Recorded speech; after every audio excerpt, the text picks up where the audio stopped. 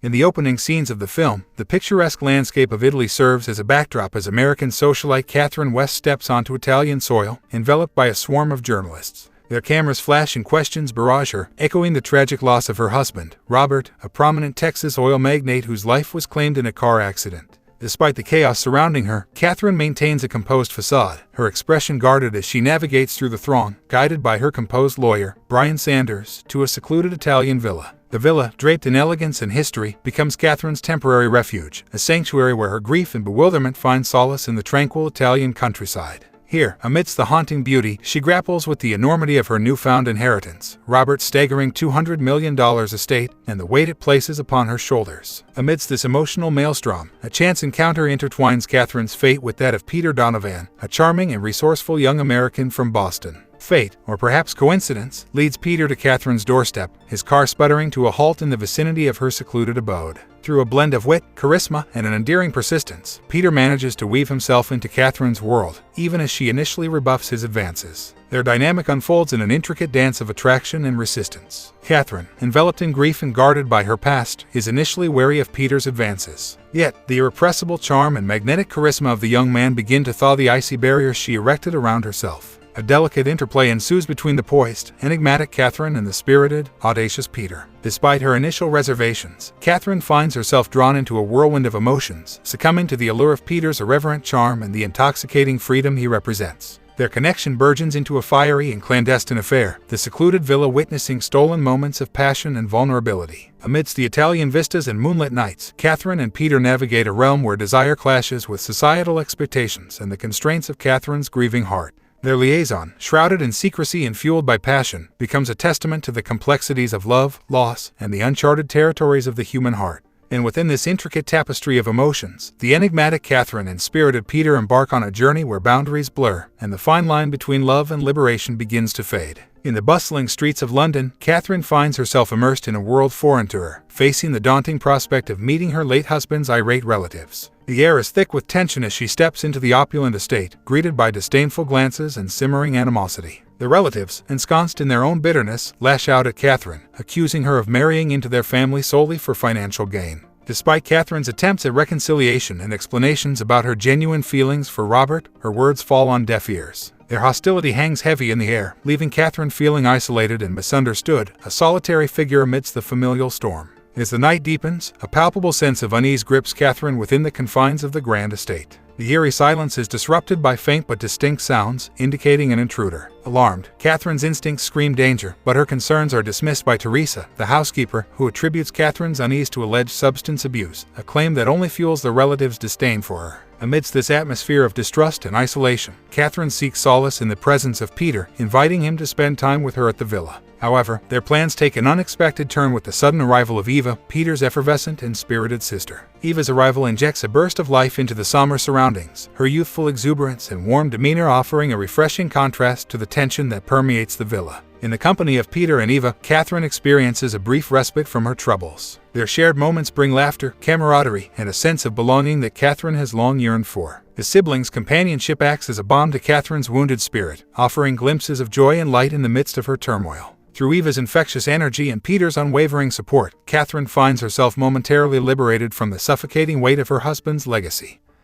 and the disdain of his family. Their presence ignites a spark of hope within her, a fleeting but precious reprieve from the relentless scrutiny and hostility that shadows her every step. In a candid dinner with Brian, Catherine confesses her liver failure stemming from alcoholism. Returning to the villa, she stumbles upon a shocking sight, Peter and Eva naked in bed. Assuming an incestuous affair, Catherine is taken aback until Peter clarifies their non-biological relationship as step-siblings. Eva's confession of attraction towards Catherine disrupts the norm, leading to a complex dynamic. Fueled by substances, the trio delves into nightly escapades, exploring taboo boundaries in intense, debaucherous encounters. Yet, the haze of substances blurs lines, leading to a tempestuous cocktail of desire and recklessness, a clandestine dance among the three. The nights become a kaleidoscope of indulgence, where inhibitions dissolve and boundaries erode, guided by the intoxicating mix of substances and desire. The tangled web of emotions weaves an intricate tapestry, blurring the lines between intimacy, taboo, and the lure of indulgence. Within the confines of their clandestine trysts, Catherine, Peter, and Eva navigate a labyrinth of conflicting desires, seeking solace in each other's embrace while being ensnared by the complex interplay of attraction, indulgence, and emotional tumult.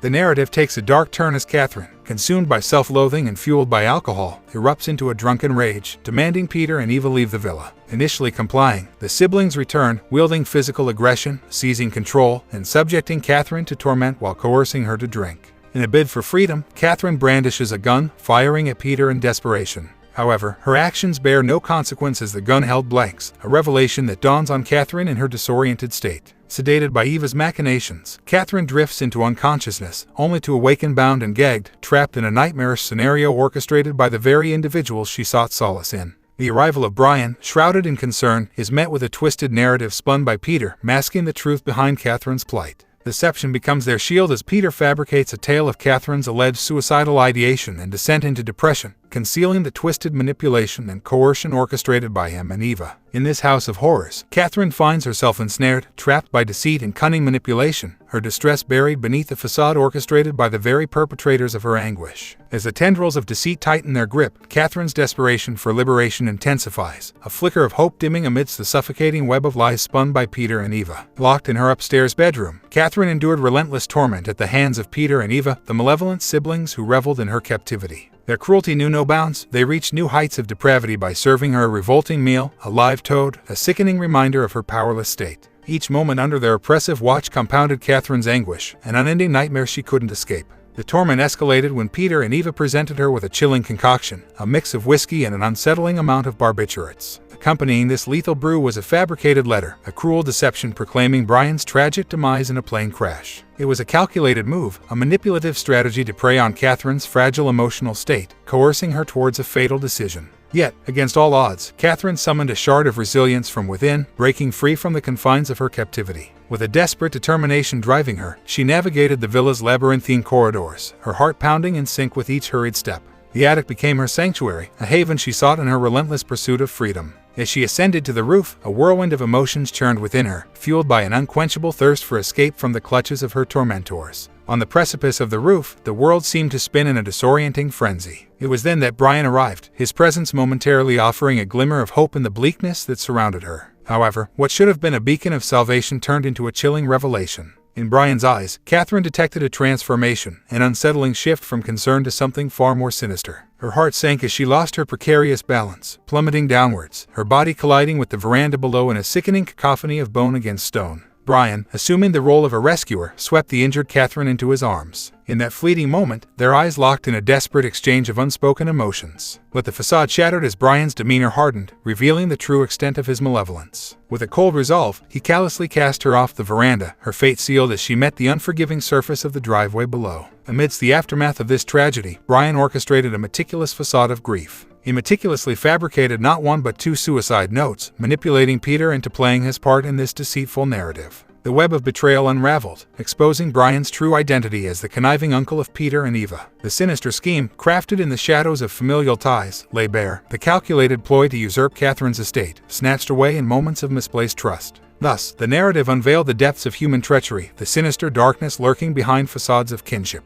It left in its wake a legacy of shattered trust and irreversible consequences, a haunting testament to the destructive power of deceit. After the solemn reading of Catherine's will, Brian finds himself approached by a detective bearing unexpected news. The detective reveals that the New York police have uncovered tampering in Robert's car, leading to his fatal accident. However, the investigation takes a surprising turn as the authorities speculate that Catherine was the one responsible, driven by Robert's purported intention to divorce her. This revelation shatters Brian's initial fears of their conspiracy being unveiled, only to realize that the suspicion now falls upon Catherine. Consequently, the legality of her claim to Robert's estate is nullified, redirecting the inheritance to Robert's aunt instead. It's a twist that leaves Brian grappling with the unforeseen turn of events, questioning the depth of the truth behind Catherine's actions and Robert's intentions. Meanwhile, a stark contrast unfolds as Peter and Eva revel in joyous abandon, cruising through the city in their convertible. However, fate takes a cruel turn as their euphoria is abruptly cut short in a tragic collision with a truck, extinguishing their lives in an unexpected and devastating moment.